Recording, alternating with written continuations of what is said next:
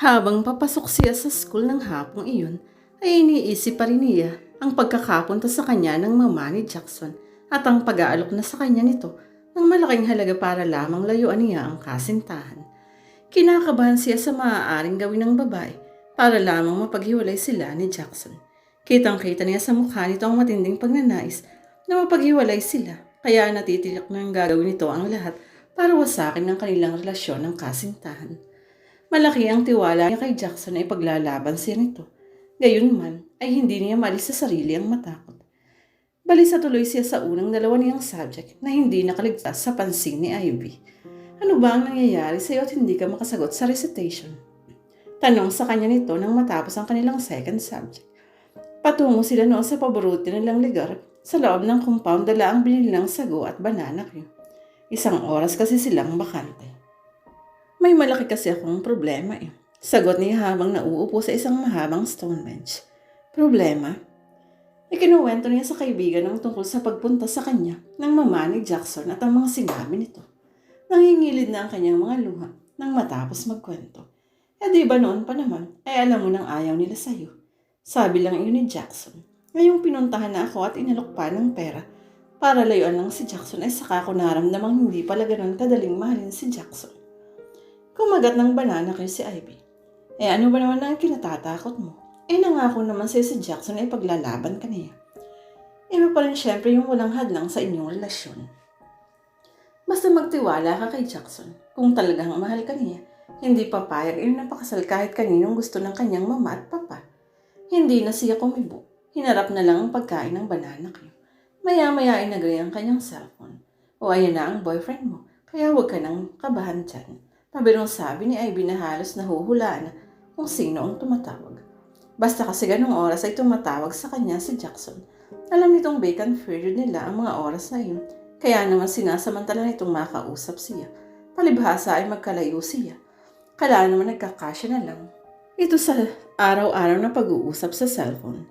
Tumayo siya at bahagyang lumayo kay Ivy bago sinagot ang tawag. Si Jackson nga ang nasa kabilang linya. O ano ang minimeryenda ninyo ni Ivy ngayon? Masayang tanong nito. Naku, masarap. Sago at banana cue. O bigla akong nagutom. Natawa siya. Saglit na parang gusto niyang sabihin sa lalaki ang tungkol sa pagkakapunta sa kanya ng mama nito. Pero nagbago siya ng isip. Pwede ka bang umalis dyan sa weekend? Tanong nito sa kanya. Sa weekend, bakit? Yayayain sana kita sa rest house namin sa Zambales eh. Bakit anong meron? Wala naman. Mayroon kasi akong tinatapos laplano ng isang building na itatayo namin sa Singapore. Gusto kong doon tapusin this weekend. At gusto kong isama ka para makapag-swimming naman tayo.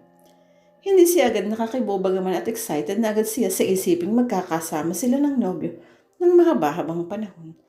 Saka para matapos mo na rin yung ginagawa mong painting. Tamang-tama ang lugar na iyon. May inspire kang magpinta. Tayo lang bang dalawa? Oo. Bakit may gusto ka bang isama? Wala. Iniisip ko lang kasing baka may iba ka pang kasama na makakaabala sa gagawin mo. Wala. Bali tayo na at saka yung mag-asawang caretaker sa rest house at ang kanilang anak. Nakahinga siya ng maluwag. Naisip kasi agad niyang baka dumating din doon ang mama at papa ng lalaki. Tiyak na sa halip na mag-enjoy, ay masisira lang ang araw niya. Ano? Sige, magpapaalam ako kina inay. Tawagan mo ako sa Friday. Teka, pwede bang Friday ng gabi tayo umalis? May klase ako. After your class. Jackson, makakaya mo ba yun? Magdadrive ka mula Manila hanggang dito sa amin, tapos mula sa amin hanggang Zambales. Natawa si Jackson. Kapag ikaw ang kasama ko, makakaya ko kahit ano. Yabang. Natawa ito. Ano? Sige, basta tumawag ka sa Friday. Okay, bye na. Chup! Napangiti siya nang mawala sa linya ang kasintahan at saglit na nawala sa kanyang isip ang pagpunta sa kanya ng mama ng lalaki dahil sa pagkakausap nilang iyon ni Jackson. Oh, bigla kang sumaya. Puna sa kanya ni Ivy nang bumalik siya sa kinauupuan kanina. Niyayaya niya ako sa kanilang rest house sa Friday, Ivy. Hanggang Sunday morning daw kami. Wow, sarap. Ang inaalala ko. Baka habang naroon kami, bigla na lamang dumating ang kanyang mama at papa. Sus, alam naman ng boyfriend mo na hindi ka gusto ng parents niya. Kaya titiyakin niyo na hindi sisipot doon ang mga magulang habang naroon kayo. Kaya huwag ka nang magbantulot pang sumama sa kanya. At pagkakataon mo na iyon para pa lalong mapalapit ka sa kanya. Marahan siyang tumango. Hindi naman siya nahirapang magpaalam sa bahay dahil weekend naman ang lakad nilang iyon. Walang pasok ang kanyang mga kapatid. Isa pa'y botong-boto ang kanyang inay at itay kay Jackson para sa kanya. Sinundo siya ng nobyo sa school. 4 o'clock pa lang daw ay umalis na ito ng Maynila, kaya tamang-tamang 7 o'clock ay naroon na ito. Hinintay siya ito sa parking lot ng school. Agad siyang niyakap nito at hinadkan sa mga labi, kahit kasama niya si Ivy na kasabay niyang lumabas sa huling subject. Kumanti naman siya ng halik dito kahit pa mayroong ilang taong naroon sa parking lot. Ready ka na? Tanong nito sa kanya nang magbitiw ang kanilang mga labi. Oo, pero dadaanin pa natin sa amin ang mga gamit ko. Dadalhin ko na sana kaya lang ay masyadong malaki yung canvas eh. Okay lang. Isabay na natin si Ivy. Naku, baka makaabala pa ako sa inyong dalawa. Tanggi ni Ivy. Sus! At ano ba naman ang maaabala mo? Halika na nga at nang madali kami. Sabay-sabay na silang sumakay sa sasakyan. Ilang sandali pa ipauwi na sila sa kanila para daanin ang kanyang mga gamit. Ibinaba nila si Ivy sa tapat ng bahay ng mga ito at saka sila nagtuloy sa kanila. Hindi na rin sila nagtagal doon dahil nakahanda na naman ang kanyang mga gamit. Alam ba doon na darating tayo? Tanong niya sa kasintahan ng malayo-layo ng kanilang nararating. Oo, tinawagan ko na kanina si Tata Berong at sinabi kong ipagluto tayo ng hapunan. Ang mama at papa mo, hindi ba sila pupunta doon ngayong weekend? Tanong niya nang para tiyaking hindi nga darating doon ang mga magulang ng kasintahan. Natawa si Jackson. Sweetheart, sinabi ko naman sa'yo noon, di ba, na ayaw nila sa'yo. Kaya naman ang maisip kong isama ka doon, tiniyak kong hindi sila pupunta doon. Bahagya siyang napatango. Gusto nga sana niyang sabihin sa kasintahan ang tungkol sa pagpunta ng mama nito, pero nag-aalala naman siyang baka hindi ito maniwala. Isa pa'y may gagawin sa rest house si Jackson, kaya dapat na wala itong anumang iniisip na problema. At siya rin, kapag kasi ng problema ang kasintahan, ay tiyak na mayroong problema din siya. Gusto niyang maging memorable para sa kanilang dalawa. Ang una nilang pag-out of town, kaya hindi sila dapat na mag-isip ng tungkol sa mga bagay na ikasisira ng araw na iyon. Malalim na ang gabi nang marating nilang rest house na Jackson na nasa Botolan sa Palace. Isang malaking compound yun na nasa tabing dagat. 2 bahay sa loob ng compound.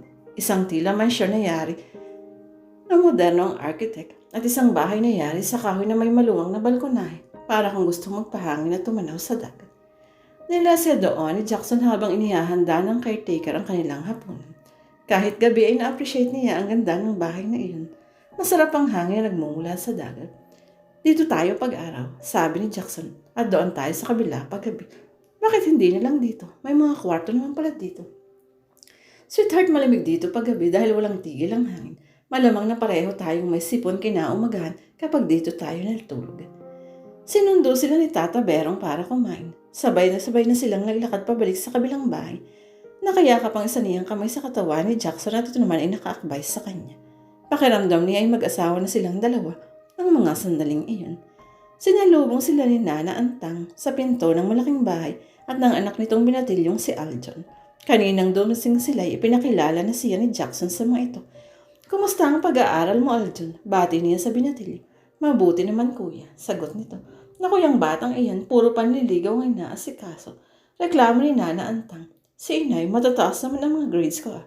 Oo, yun naman ho pala eh. Baka inspirasyon niya ang kanyang nobya. Ay, ewan ko sa batang iyan. Basta sinabihan ko na siya na kapag nasira ang mga grades niya, dahil sa panliligaw niya, ay pahihintuin ko na siya. Hindi naman bumababa ang mga grades ko kuya. Dapat lang, dahil pag nangyari yon, pati ako ay magagalit sa'yo. O ayan, narinig mo ang Kuya Jackson mo? Sabi ni Nana Antang. Ay kuya, baka naman mayroon kang lumang cellphone dyan.